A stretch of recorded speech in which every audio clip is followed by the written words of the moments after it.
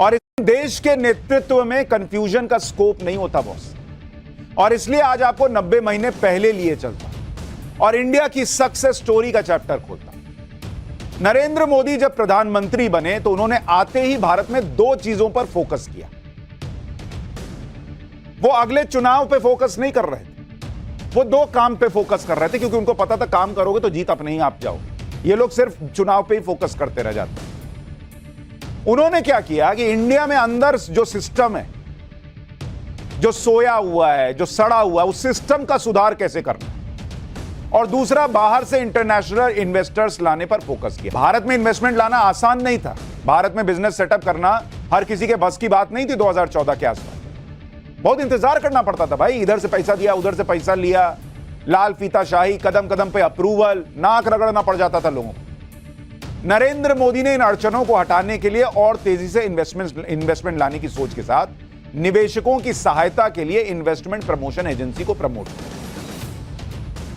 इस एजेंसी का नाम था इन्वेस्ट इंडिया। तो नरेंद्र मोदी ने 2015 में एक पूरी एजेंसी बना दी इन्वेस्ट इंडिया के नाम से। भारत में जो भी निवेशक आता है उसके लिए ये सिंगल पॉइंट कांटेक्ट एजेंसी होगी। आपको कहीं दिमाग लगाने की जरूरत नहीं, किसी के सामने बैठ के उसको समझाने की जरूरत नहीं। आप इस एजेंसी के पास आइए, निवेशक को ये एजेंसी एक डेडिकेटेड रिलेशनशिप मैनेजर दे देती है। जैसे आप बैंक में जाते हैं तो आपका रिलेशनशिप मैनेजर होता है ना, उस टाइप से, कि ये आदमी आपको हर जगह सारा काम करा के देगा। मोबाइल सर्विस में आपने देखा होगा, ऐसा ही होता है। भारत आने वाले निवेशक के बिजनेस प्लान में हर तरह के अप्रूवल के लिए एजेंसी मदद करती है। बिजनेस सेटअप होने के बाद भी एजेंसी निवेशकों का ध्यान रखती है। यानी कि आप पैसा लगा दिया तो अब जाओ देखो अपना, हम चले नहीं भैया। उस निवेशक को बिजनेस स्टार्ट कराने से लेकर स्टार्ट होने के बाद भी कोई दिक्कत तो नहीं आ रही, ये पूरी एजेंसी उस पर ध्यान रखती है। मोदी ने इनको 4 काम क्या दिए। उन्होंने कहा पहला काम एफडीआई का प्रमोशन करो, मतलब एफडीआई लेकर आओ। आपको सुनकर हैरानी होगी, 1947 से आज तक कितना एफडीआई आया है आपको पता है? देश के अंदर करीब 950 बिलियन डॉलर, मतलब करीब 78 लाख करोड़ रुपया आज तक करीब 1947 से आज तक भारत में आया है। आजादी के 70 साल के बाद में टोटल मिला 75। इसमें से पिछले 90 महीने में कितना आया आपको पता है? पिछले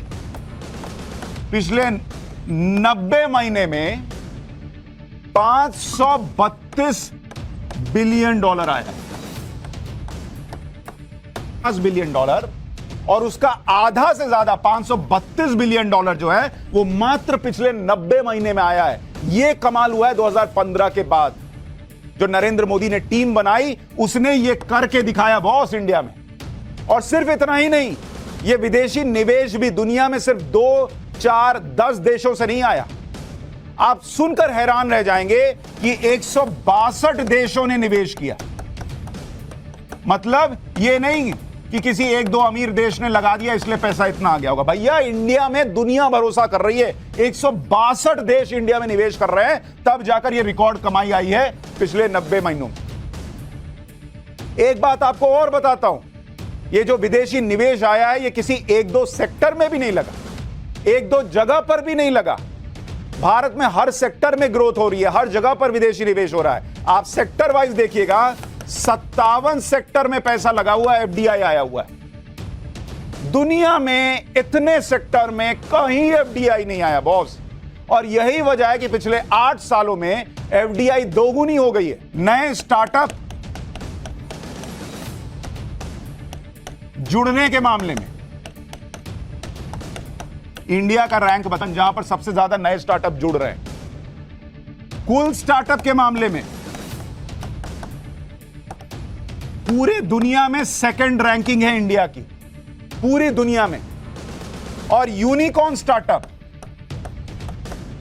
यूनिकॉर्न के मामले में इंडिया 3rd रैंक पर है बॉस। आज की तारीख में आपको बता रहा हूं, यूनिकॉर्न का मतलब है जिस कंपनी की वैल्यू $1 बिलियन पहुंच जाती है। भारत में आपको यकीन नहीं होगा, 2021 का साल था, एक यूनिकॉर्न बनने में 29 दिन में एक यूनिकॉर्न बन रहा था। हर 29 दिन में एक यूनिकॉर्न, यानी $1 बिलियन से ज्यादा की कंपनी बन जा रही थी हर 29 दिन में। 2022 में यह आंकड़ा क्या हो गया आपको पता है? हर 9 दिन में एक यूनिकॉर्न बन रहा है बॉस। एक हर 9-10 दिन भी नहीं गुजरता एक यूनिकॉर्न खड़ा हो जाता है इंडिया में। यह है इंडिया की सक्सेस स्टोरी। यहां पर कुछ नेता ऐसे हैं जो मोदी विरोध के चक्कर में उन चीजों पर भी सवाल उठाने लगते हैं जिन चीजों पर पूरे देश को गर्व होना चाहिए। जैसे कोरोना के टाइम में आपको याद है कुछ नेताओं ने कह दिया था कि मोदी की वैक्सीन नहीं लगवाएं। बॉस यहां लोग नौकरी छोड़ छोड़ के देश चमकाने घूम रहे हैं और तुम लोगों को अपनी पॉलिटिक्स से ऊपर नहीं निकलना।